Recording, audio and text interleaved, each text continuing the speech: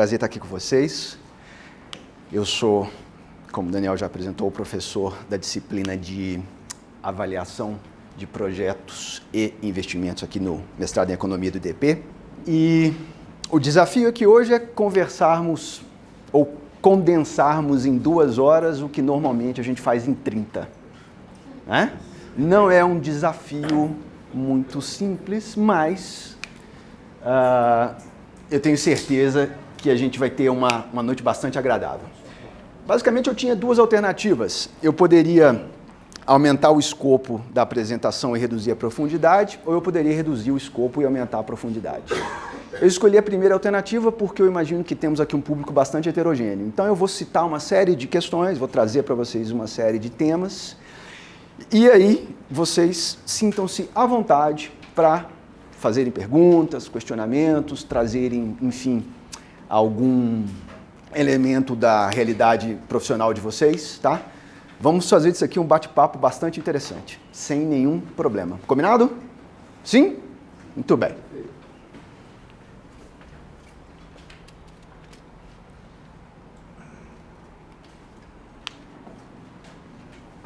Professor, eu estou aqui porque eu quero ficar milionário com day trade em 30 dias. Quem tem esse objetivo? Já peguei ali. Quem mais? 2, 60 dias? Menos que 30 dias, ok. Otimismo é importante, né?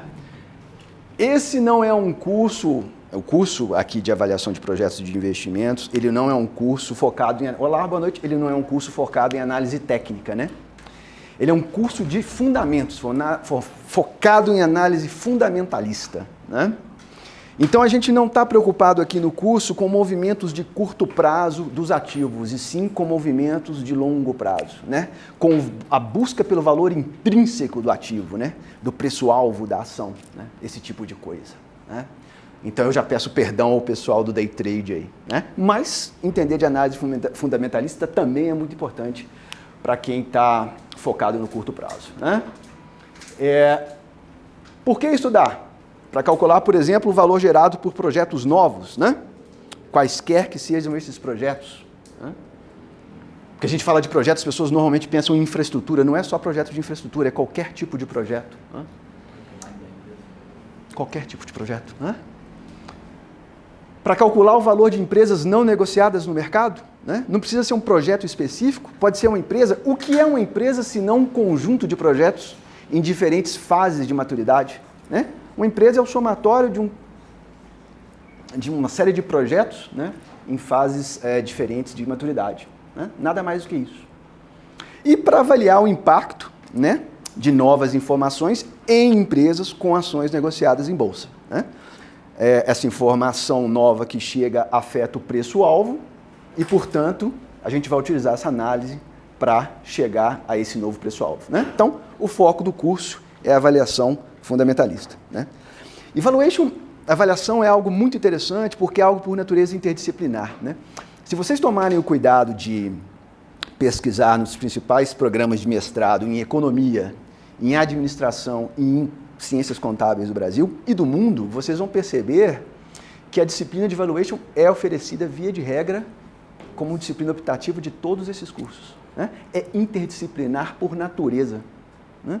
A gente vai estar falando, por exemplo, estamos no mestrado em economia, vamos estar falando, por exemplo, na questão da barreira à entrada, né? Como é que isso influencia na avaliação da empresa, né? Como é que o macro afeta o micro, né? O pessoal da administração vai estar discutindo estratégia, né? Vai estar discutindo, por exemplo, como é que essa estratégia afeta, como é que ela gera, como é que ela cria valor na empresa, né? O pessoal de contabilidade vai estar mais focado na qualidade das demonstrações contábeis, né? E na forma como essas demonstrações vão ser utilizadas para calcular esse valor. Nós aqui vamos, obviamente, dar uma maior importância aos aspectos econômicos, sem entretanto negligenciar as questões, por exemplo, contábeis e administrativas, tá? A gente vai falar um pouquinho delas também, né? Bom, dá para fazer um tanto de coisa com a análise fundamentalista, mas não dá para fazer tudo. Uma das coisas que não dá para fazer é Quanto vale um Bitcoin? O preço que quiserem dar. O preço que quiserem dar. Pessoal, eu estou aqui para saber justamente quanto vale o Bitcoin, então já posso levantar e ir embora. É isso? Não tem patrimônio, não tem lastro. Não tem fundamento. Né? Aqui eu não estou fazendo juízo de valor sobre o ativo, não, tá, gente? Eu não estou fazendo juízo de valor sobre o ativo. Só estou dizendo que ele não é um ativo típico. Né? Sequer regulado ele é. Hã?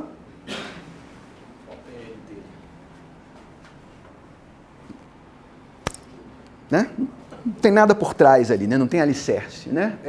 Vamos dizer, meramente especulativo. Né? O que é isso aqui? Quanto vale isso daqui? O preço que quiserem dar também. Tem um ditado famoso, né? Quem quiser vender. O preço que o dono quiser vender. Que alguém quiser comprar, na verdade. Na verdade, não quem... é vender não, é comprar. Ele pode querer até vender. Ele pode vender por 1 milhão, o cara fala, não, dou 200 mil. Por exemplo? O outro fala assim, eu quero comprar por 5 milhões, por 20, por 30, por 100. Mas isso é algo tão raro que tem pessoas que pagam praticamente qualquer valor. Por conta da sua raridade. Eu né? acho que é mais o preço que alguém quiser vender do que alguém que Homero, você encontra comprador. O Brito lá, que pinta uns quadros que crianças de 2 anos pintam. Não é raro, e é caro. A questão da arte é que a beleza está nos olhos de quem vê, né, gente? Parem para pensar nisso, é um ditado famoso, né? Então, todos esses ativos que têm aspectos intangíveis muito fortes, você citou a questão da raridade, são aspectos intangíveis muito significativos, são muito mais difíceis de precificar, né? E a gente não tem resposta fechada, nós não temos respostas fechadas para esse tipo de ativo, não, né? Para esse tipo de ativo aqui, né? Na análise fundamentalista, tá?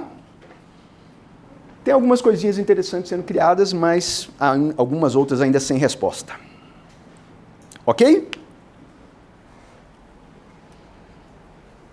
Bom, basicamente como é que funciona?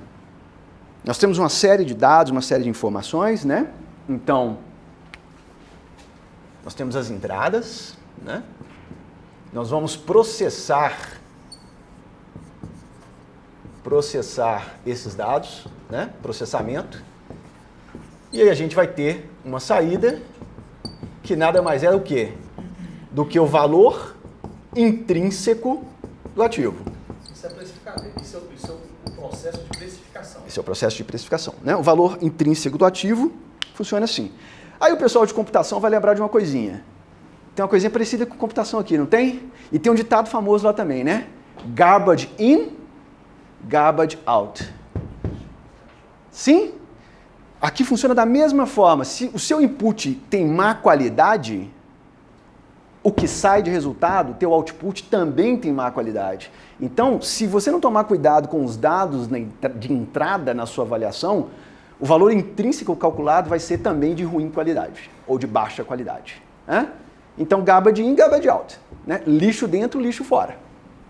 Ok? Então, a gente tem que se preocupar muito, desde o início, com a qualidade da informação que a gente está levando em consideração, que está sendo processada, para gerar o valor intrínseco desse ativo.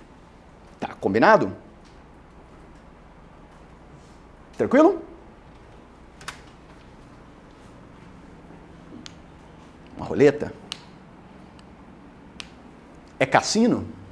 É isso?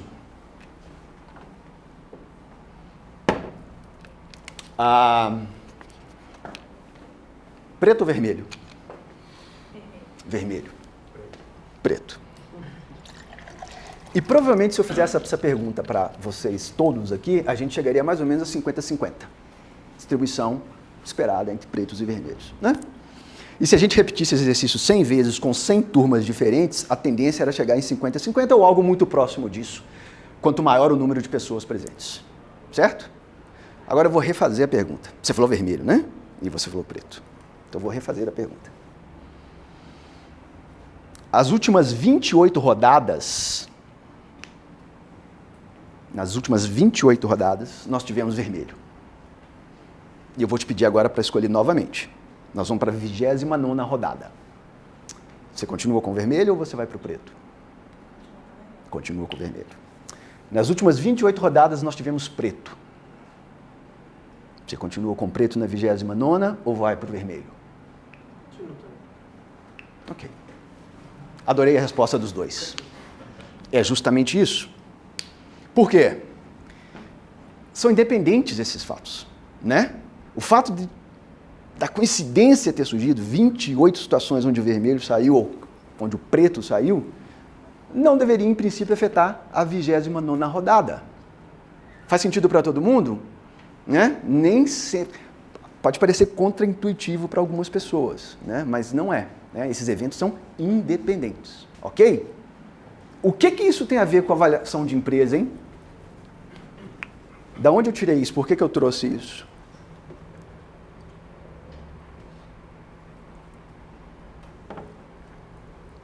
Os resultados passados não quer dizer não. Prever tem como mitigar risco. Agora, não tem uma previsão de ganho futuro. Deixa eu te ajudar um pouquinho aqui para ver se. Aqui é um gráfico onde eu tenho o valor de uma ação de uma determinada empresa de capital aberto do Brasil. Tem um histórico aqui de 15, um pouquinho mais de 15, quase 20 anos de histórico, né? O preço dessa ação. Então você está vendo aqui coisas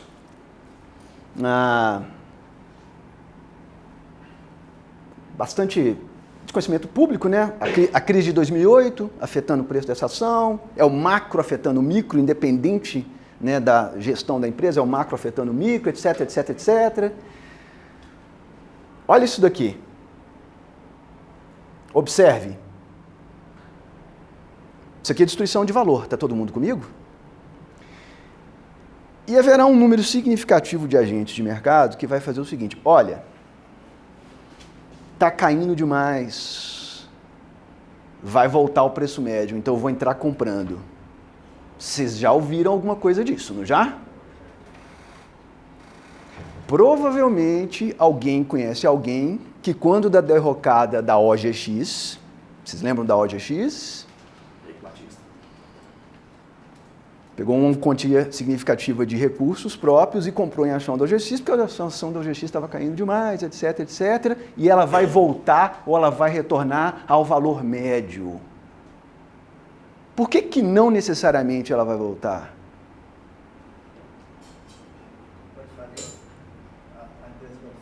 Porque tem informação nova, tem fundamento para a queda. Está caindo porque tem fundamento. Uma série de fatores pode estar acontecendo lá. Ela não vai voltar necessariamente ao preço médio dela. Você não vai adquirir um ativo porque ele está perdendo um valor per si. Você tem que ter informação relevante, você tem que ter feito uma análise, ou você deveria estar fazendo uma análise suficientemente profunda para chegar ao valor intrínseco desse ativo. E aí tomar decisão pela aquisição ou não.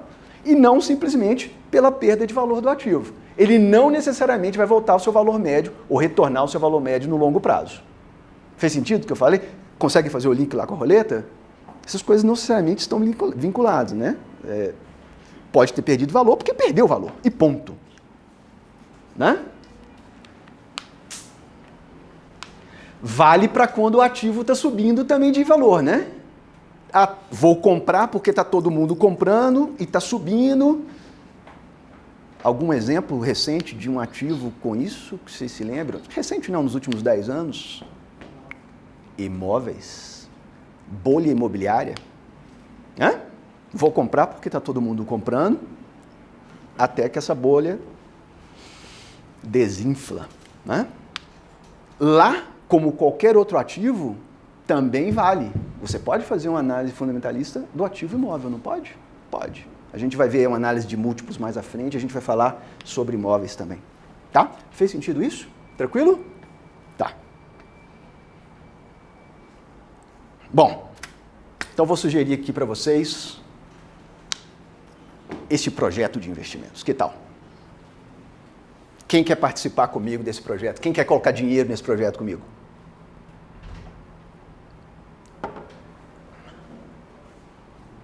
Olá, boa noite. Ninguém? Vocês não confiam em mim? Eu sei que vocês só me conhecem há 10 minutos, 15 minutos, mas ninguém Ninguém quer colocar um pouco do seu dinheiro comigo nesse projeto? Eu não expliquei. Ótimo. Primeiro ponto. Informação. Dado. Entrada. Quando você disse que você não explicou ainda, o que você quer dizer com isso? Que tipo de pergunta você gostaria que eu te respondesse sobre o projeto?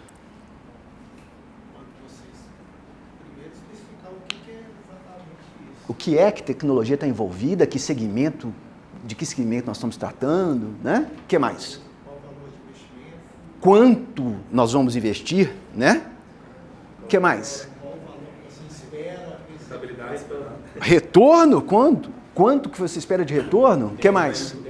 Tempo de retorno? Né? Sem a resposta para essas questões, vocês não vão colocar o dinheirinho de vocês nesse projeto, né? Por mais que eventualmente vocês achem o professor gente boa. Não é isso? Mas o dinheiro é suado, né? E é exatamente isso. E é exatamente isso. Vocês precisam de todas essas informações para ponderarem a possibilidade de fazer ou não o investimento. Essas perguntas que vocês explicitaram vão ter respostas associadas a métodos distintos. Então, teve uma pergunta que foi: qual o período necessário para o retorno do investimento? Que método de avaliação de projetos nós vamos usar para responder essa pergunta? Qual o período necessário para o retorno do meu investimento? Payback. Acho que vários de vocês já ouviram falar do payback. E a resposta aqui a pergunta é: tempo necessário para que o dispêndio de capital associado àquele projeto retorne a quem efetuou o dispêndio.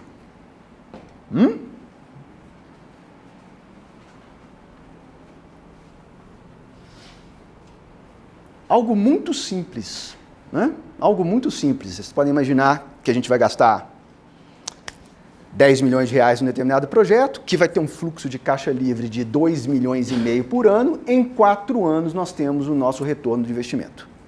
Um cálculo super simples. Tão simples que eu estou deixando de lado uma série de coisas importantes, como, por exemplo, o valor do dinheiro no tempo. Eu dividi 10 por 4, 2,5, estava feliz da vida, você me disse que não. E você está certíssimo.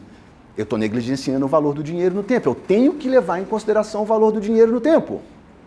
Mas a gente pode alterar o payback e fazer um payback descontado utilizando o valor do dinheiro no tempo. Fiz uma taxa de juros aqui na minha cabeça, vou sair de 4 anos para 4 anos e meio com o valor do dinheiro no tempo, levando em consideração os juros. Ok? 4 anos e meio. Ainda assim, tem problema esse método? Sim, de certa forma, a taxa de juros está levando em consideração parte desse custo de oportunidade, mas não tudo. Sim. Mas o que mais? O risco está associado à taxa de juros. O que mais?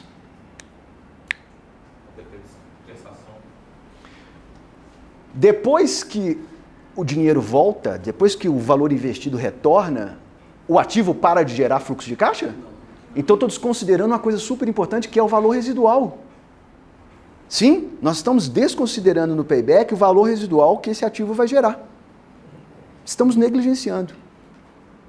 Ele tem um fluxo, possivelmente um fluxo significativo de recursos que ainda vai acontecer, né? Então, o payback é um método simples, que vai ser utilizado, mas que jamais, ou possivelmente, nunca vai ser utilizado sozinho. Vai ser utilizado em conjunto com outros métodos. Mas vocês usam ele no dia a dia. Quer ver? Alguém aqui mora numa casa? Você pensou em colocar ali os painéis solares? Você já tem? Tem. Quando você tomou a decisão, você fez alguma conta? Antes você não tinha, ou você já comprou a casa com o painel solar? Não, eu que construí. Você Não fiz conta. Você não fez conta nenhuma? Ok. Você fez um bom negócio, eu tenho certeza. Eu tenho certeza que você fez um bom negócio. Alguém mais? Não? Normalmente as pessoas que fazem isso, elas fazem a seguinte pergunta: Quanto custa? Quanto vou economizar? Hein? E quanto vou economizar? Quanto que eu vou economizar na conta de luz e em quanto tempo a economia com a conta de luz paga esse investimento? No meio ambiente. Ótimo! Melhor ainda! Melhor ainda, as duas coisas andam juntas. Né? Você ganha dinheiro e você ajuda o meio ambiente, o melhor dos mundos. Tá? Mas as pessoas normalmente se perguntam exatamente quanto tempo vai demorar para obter o retorno desse investimento. E com várias coisinhas simples no dia a dia, como vou trocar de geladeira, né? Por aí vai. Com a nova onda que vai vir agora dos carros elétricos, que assim, os carros elétricos vão ser um pouco mais caros que o carro normal, mas as pessoas vão começar a fazer esse mesmo cálculo. Para em quanto tempo, usando o carro elétrico, eu vou compensar com gasto na gasolina, que está aumentando de preço. Perfeito. Perfeito. É isso. É um cálculo simples que nós usamos no nosso dia a dia como pessoas físicas. E que empresas também usam, claro, para início de conversa. A empresa vai usar mais alguns outros métodos. Como, por exemplo, a taxa interna de retorno.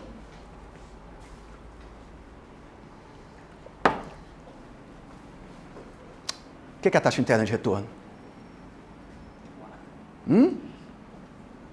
É a taxa Iguala o dispêndio com o fluxo de caixa. que iguala o valor presente dos dispêndios, né? Ou, imaginando que o dispêndio, vamos facilitar a nossa vida, o dispêndio se dá aqui em T0, né?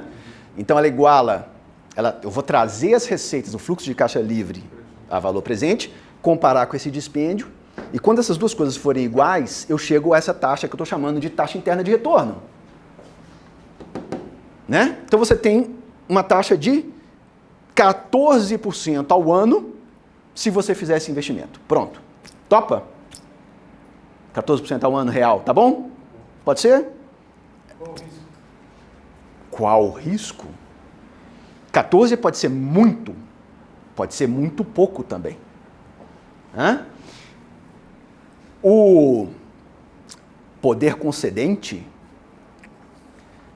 quando faz uma concessão, onde vocês ouvem muito a taxa interna de retorno? O governo decidiu que a taxa interna de retorno do quê vai ser tanto? Onde? Oi? Quem falou? Pedágio? Concessão rodoviária. Então eu controlo, o poder concedente provavelmente quer o quê?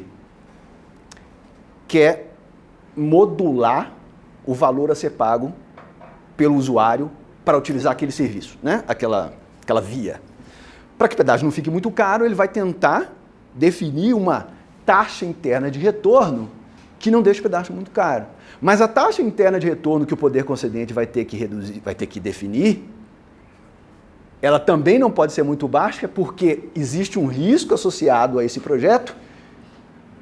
E se a taxa interna de retorno for muito baixa e não compensar o risco, eu vou ter o quê? Inviabilizo, leilão vazio, ninguém faz, pior dos mundos.